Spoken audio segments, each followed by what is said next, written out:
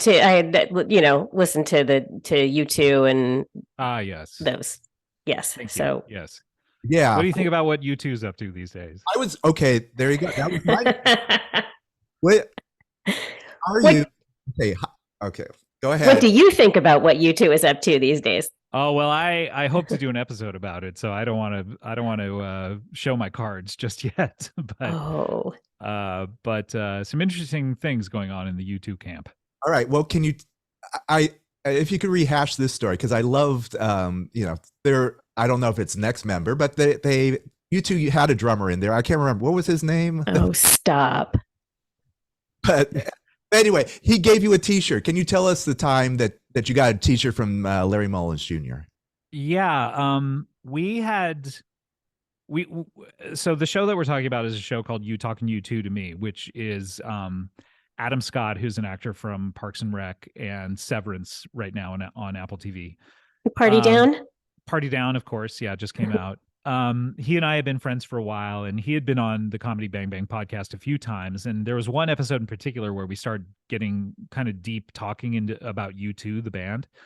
And he realized that I had been a U2 fan ever since I was a kid, just like himself. And he called me one day and he said, "I really think we need to do a podcast about U2." And I said, "Oh, why?" And he said, "Because my wife is tired of talking about them with me. She doesn't want to hear about U2." Like, he would be on U2 fan sites and he would look up from the computer and say, "Honey, U2 is doing a show in, Dublin or whatever." And she'd go, "I don't want to hear about U2 anymore." So he realized the only person he could talk to about them with was me. So we started doing this podcast about the band reviewing their albums one by one. And we jokingly started talking about the band, how we wanted them to be on the show. And because there's no way in a million years that the band U2 would ever be on our stupid podcast, right? And by the way, the podcast is not serious, and we're mainly doing comedy bits, and we're not really, talking about music in earnest all that much.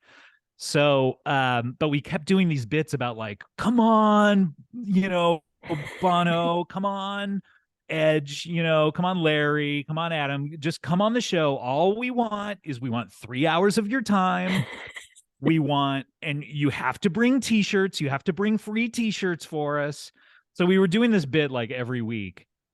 And then we started hearing that people in U2's camp, like especially in their tech crew, were fans of the podcast. And we were like, "Oh, that's crazy. Okay, well, that's really interesting." And then suddenly out of the blue, we get an email from U2's PR people saying, "We love the show. We want the band to be on it. You keep saying, can the band be on it? We want to hook this up if it's possible. Would you like that?" And we're like, yeah, of course we would like it.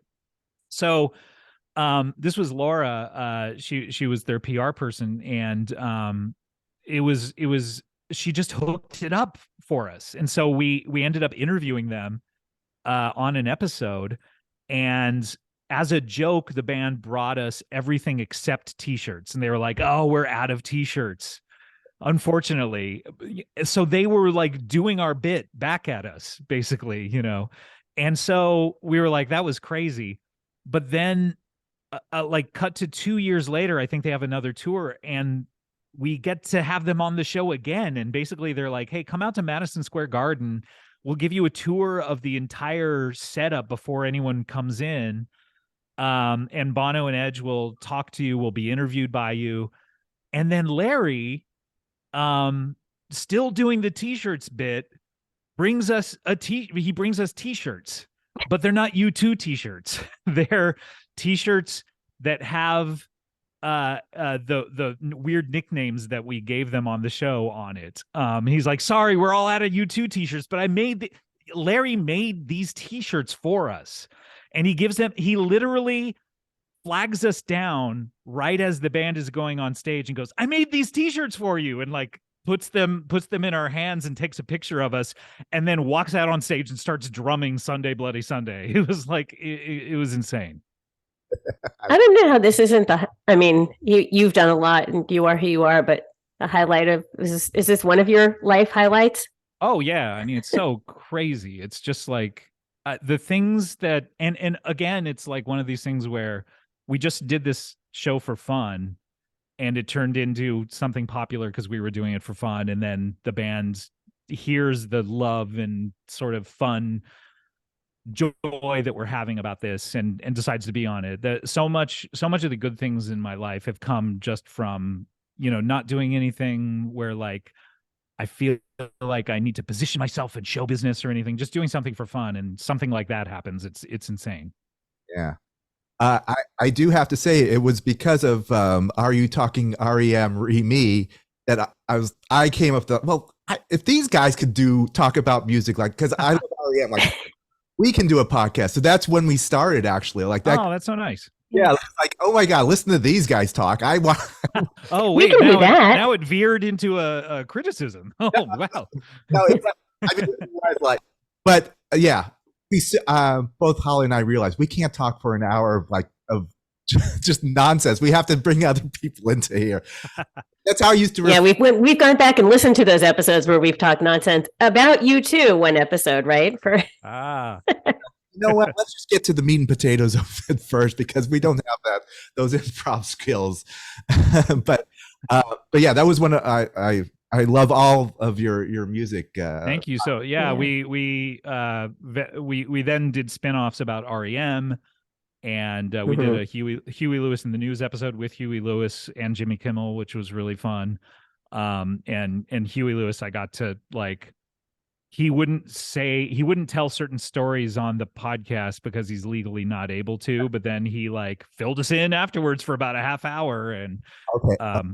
So like Ghostbusters, can you tell us? I can't say what we talked about, but it was very cool just to like sit there and rap with Huey Lewis off mic for half hour after the show. It was very cool. But yeah, it's been a really cool experience to do these music shows, because I love music so much growing up in Southern California, and listening to K-rock and everything, as a kid. Alternative music just kind of like rewired my brain a little bit when I was a kid, and I know I'm talking about Huey Lewis in the News while talking about alternative music, but I still love Huey Lewis, still love alternative as equally. So it's just been such a thrill to meet some of these people and be able to interact with them and do shows with them. Oh, sure. Yeah, I loved them though. I also love, because I guess you do it live, where you were doing the Red Hot Chili Peppers, and then like, what was it, like episode 2? Like, albums aren't that strong. I mean, yeah.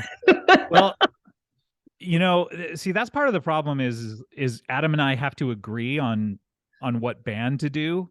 And Adam likes very few bands. So I'll throw out something like, hey, let's do Prince. And he'll go like, eh. Yeah. But then he'll come back to me and say like, I really want to do Red Hot Chili Peppers. And I'll have to say like, okay, fine. I mean, I was into the Red Hot Chili Peppers when I was young. I'll say, yeah, sure, let's do it. But in the middle of the second, or at the beginning of the second episode, we realized the first episode had not been all that fun. So we just pivoted and started talking about Talking Heads instead. Which was great. Worked out well. Yeah.